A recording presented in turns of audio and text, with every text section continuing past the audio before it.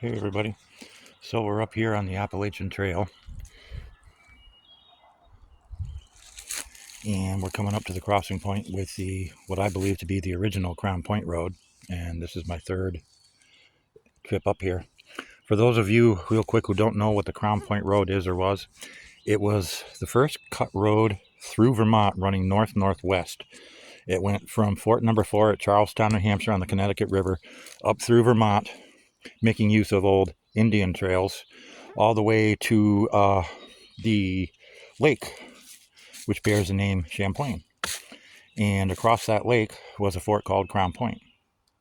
And the road was cut in 1759 under the auspices of General Amherst, and it made use of Rogers Rangers and General John Stark's men. And as I had an ancestor, 8 greats grandfather, who served with Rogers Rangers, there's a good chance that he helped cut the Crown Point Road. And so I'm going to go and we're going to start walking the section of the Crown Point Road that I have not yet explored. And so here we go. Ready? And we're walking. I'm going to stop for a second and put my vitamin water in my other hand. And here we go. And we're coming up to it.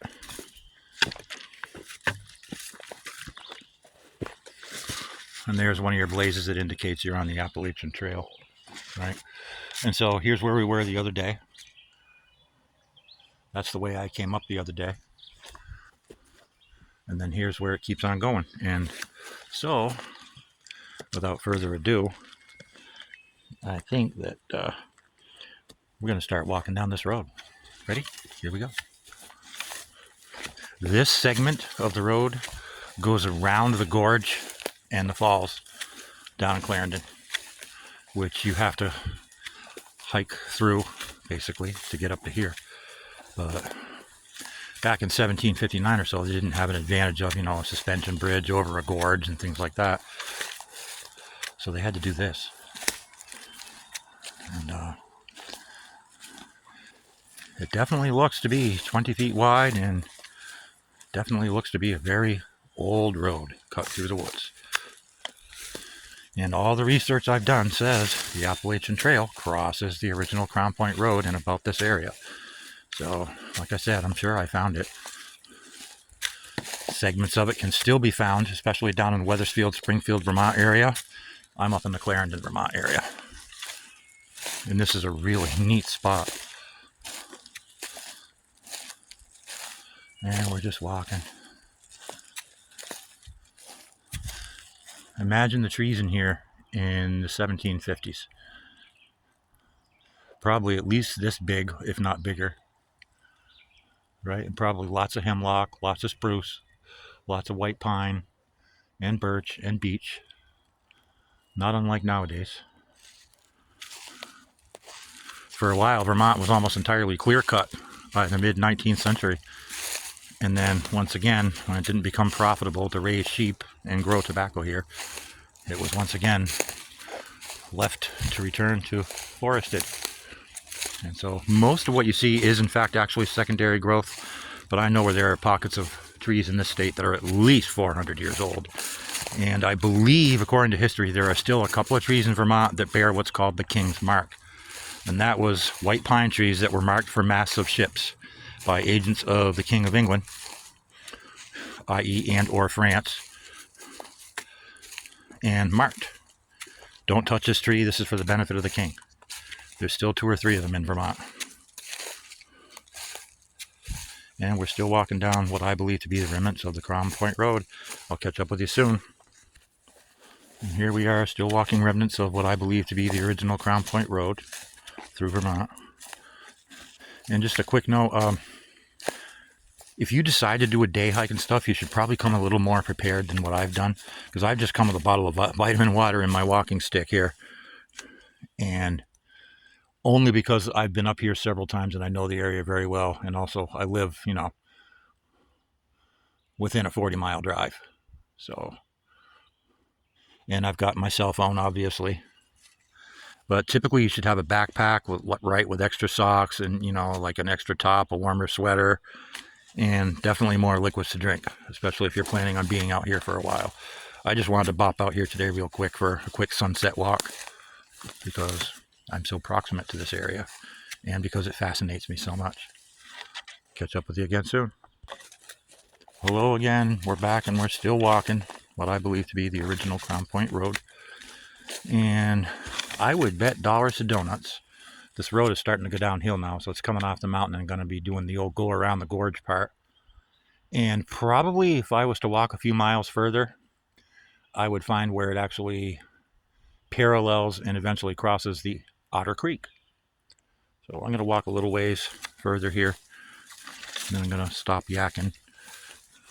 Maybe quit videoing, I don't know. But it's boring to videotape every step.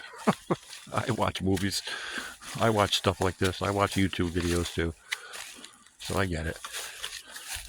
But while you're here, I'll tell you what, it's really fascinating.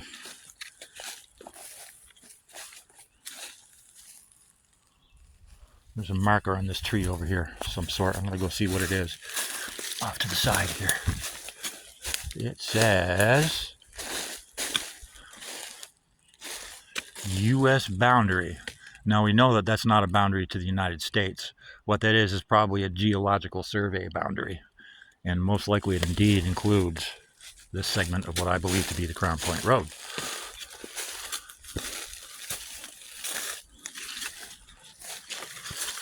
And so we're back walking.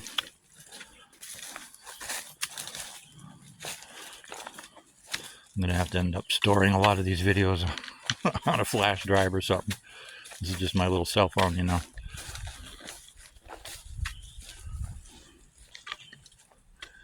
It is decidedly atmospheric in here. If you just listen.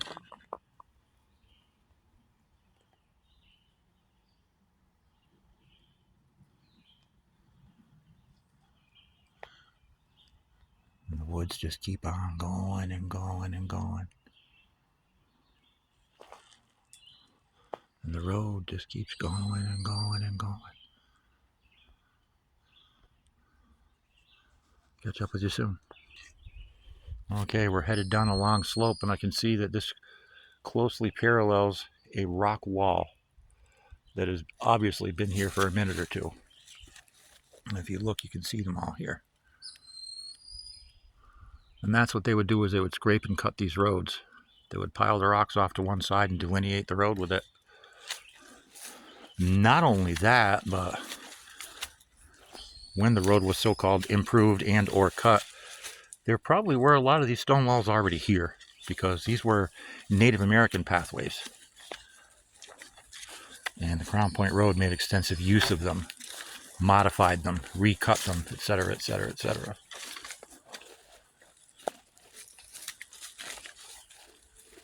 But it's there.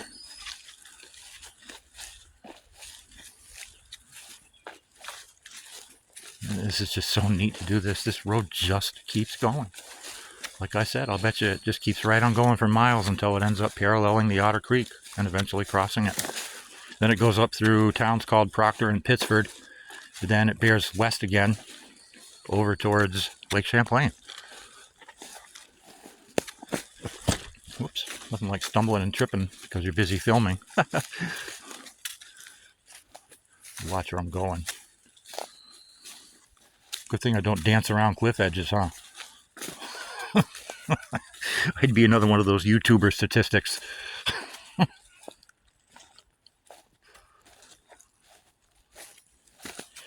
Maintaining pretty much a width of about 20 feet.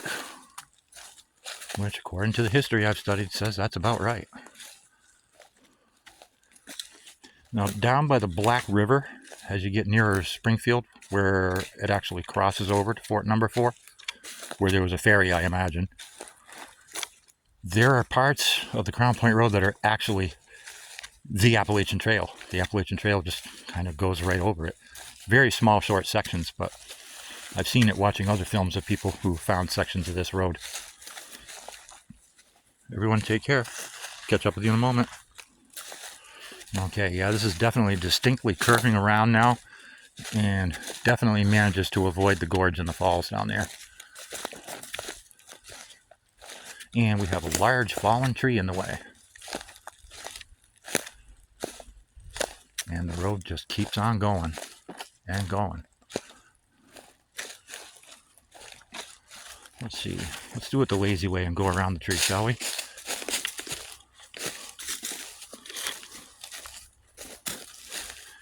And we're walking up and around.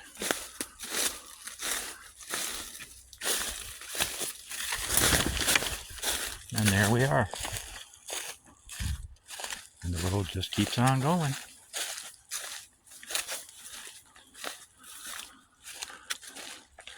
I should probably think about turning around soon and heading back to the car. I've been out here a good long time, actually, and the sun's getting lower in the sky. And I'm starting to think it might be time to turn back. The next time I do this, I'm going to come out earlier in the day, and I'm going to try and see if I can follow this all the way to Otter Creek. Make a whole day of it, because I'm betting that's where it ends up. All the history says it does. Yep, and here we go. We're taking a sharp downhill turn now.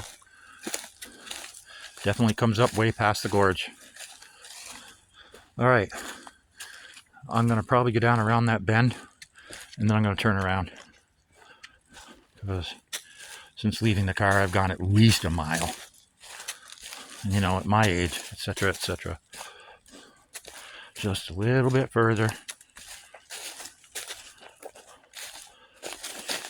I mean, don't we all want to see what's around this bend? You can really see how clearly delineated the road is in here. I'll bet some digging and archaeology and metal detecting and stuff would yield some interesting results here. Well, we're coming down to what looks like to be a residence or a house of some sort, or a parking lot. Okay, we're going to call that the end of the line, folks. Everybody, we're heading back. Take care.